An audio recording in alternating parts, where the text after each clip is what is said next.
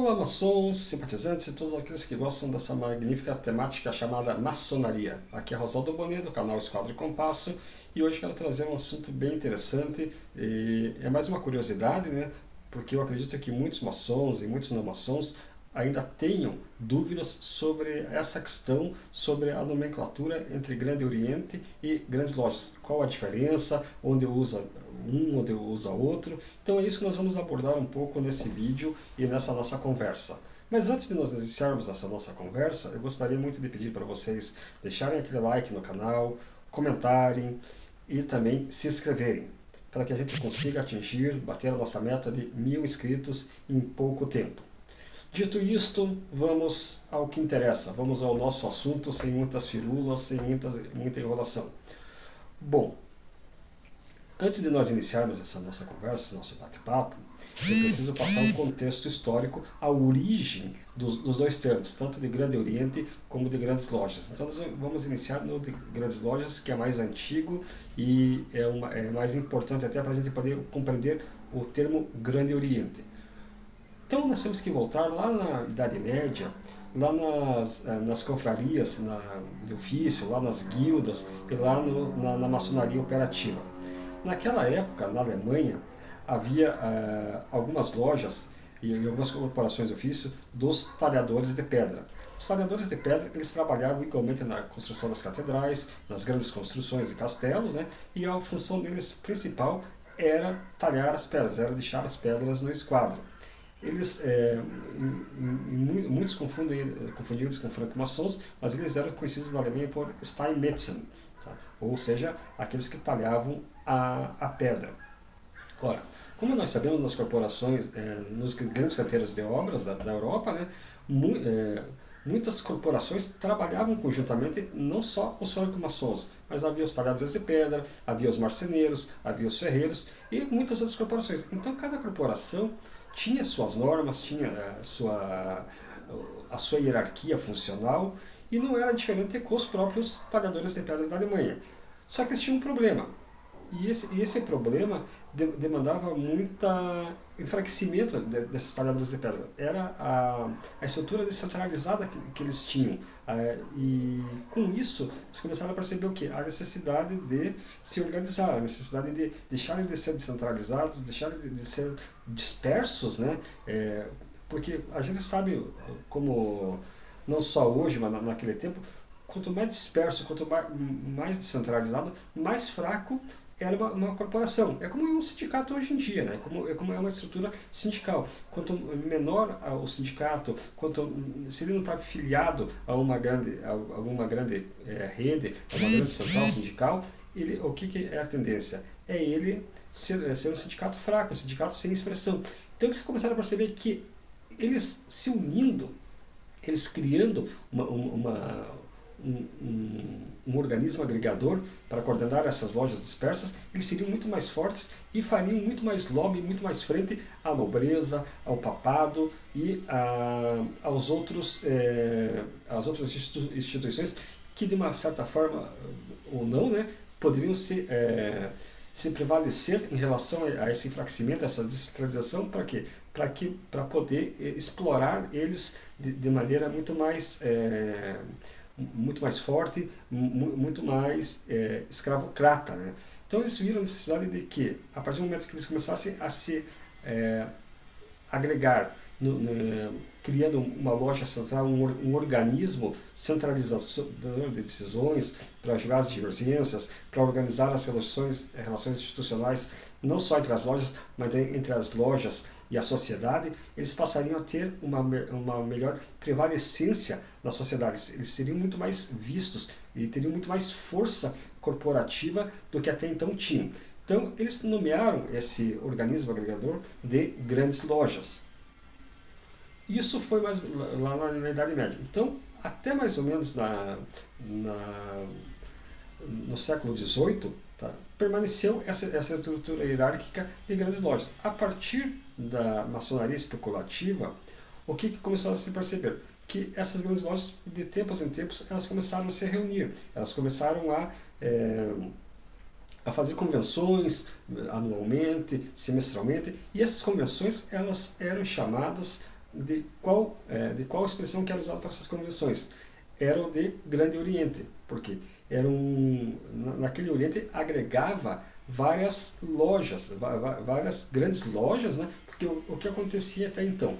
Cada grande loja ela tinha uma autonomia em determinada região, em uma ou mais regiões, até a Idade Média. A partir de 1717 foi feita uma reorganização e, como norma, como procedimento, como lei, passou-se a seguir a seguinte filosofia.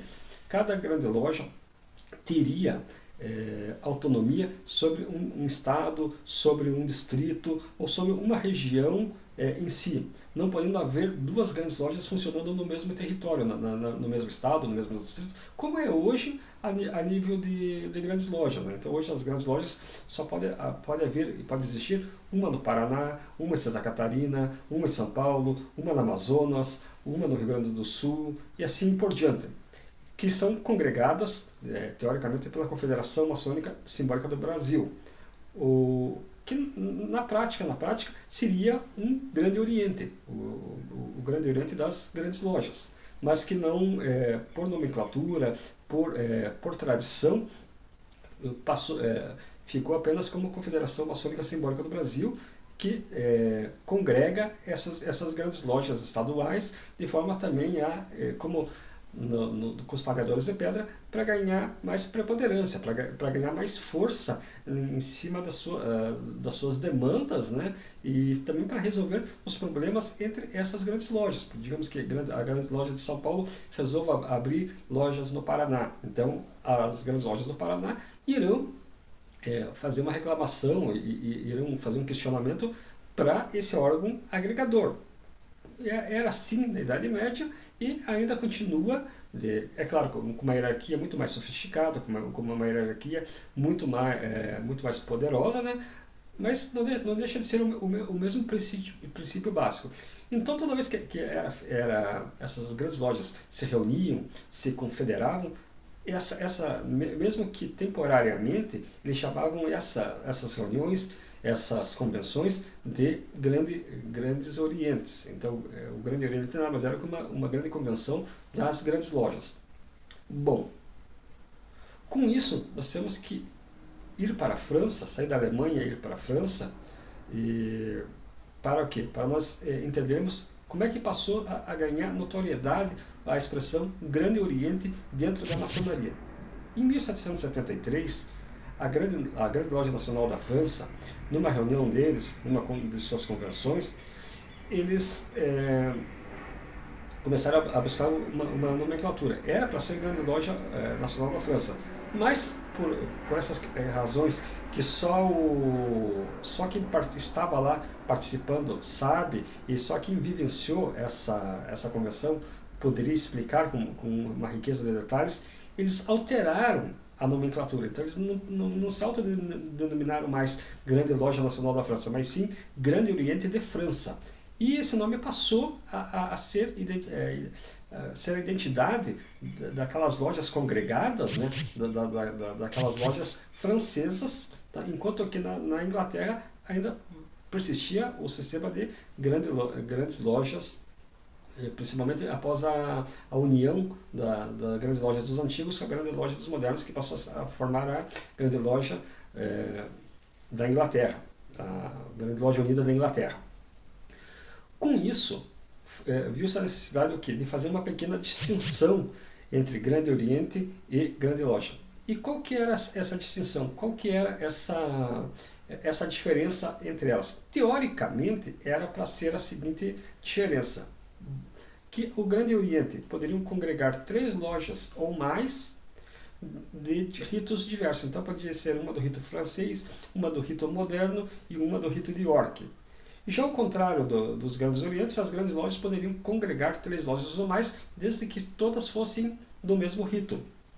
É claro, tá, que se nós formos verificar a hierarquia de hoje em dia, a estrutura de ritos de hoje em dia, é tudo junto e misturado. Não há uma distinção mais entre Grande Oriente e grandes lojas. Na realidade, elas são muito similares em termos organizacionais. Tem grandes lojas que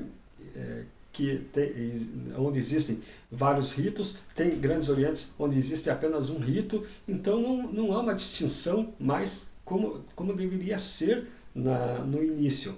E passou a acontecer o quê? Passou a ficar tudo muito confuso. É por isso que gera esse tipo de confusão ainda hoje em dia. Por quê? Porque não se atenta mais a esse princípio que foi estabelecido principalmente lá nos tempos da Constituição de Anderson, quando passou a se entender que deveria haver uma grande loja apenas por estado. Então essa hierarquia, ela, com o decorrer dos tempos, ela se deteriorou e passou a fazer parte tanto dos grandes orientes como das grandes lojas. Então, tanto a grande loja como o grande oriente podem agregar 3 lojas ou mais de diferentes ritos. Então não é mais uma norma a ser seguida. Com isso, é claro que gera essa dúvida e que eu venho aqui para esclarecer ou para tentar passar uma luz mínima, né, de conhecimento e de sabedoria em relação a essa questão da maçonaria. Bom, com isso eu creio que tenha sanado essa dúvida de muitos e muitos me perguntam, mas e aqui no Brasil, como é que funciona? Aqui no Brasil, tá, as grandes lojas também, como eu já falei para vocês, só pode haver uma por estado, e a diferença é que o Grande Oriente não. O Grande Oriente, os confederados ao Grande Oriente do Brasil, claro, só pode haver um por estado também, por uma questão de organização, mas existem também os Grandes Orientes independentes, que são ligados à COMAB, Confederação Maçônica do Brasil. Mas, na realidade, nada mais são do que a hierarquia tudo junto e misturada. Porque, na realidade, né, gente, Grande Oriente é sinônimo de grande loja. Porque lá nos primórdios, as grandes lojas se reuniam, né, naquelas convenções que eu falei para vocês, com a nomenclatura de Grandes Orientes. Então, só vai mudar um pouco o nome, porque o resto é muito igual em termos de hierarquia, em termos de ritos, em termos de estrutura organizacional, em termos de estruturação, não só aqui no Brasil, como em qualquer outro país. Então, eu acredito que isso é informação primordial, é informação que talvez saneie um pouco as dúvidas de vocês e coloco-me à disposição para sanear outras dúvidas que vocês podem estar colocando aqui nos comentários que vocês queiram saber mais sobre maçonaria. Era o que eu tinha para o momento. Um tríplice fraternal abraço do irmão Rosaldo.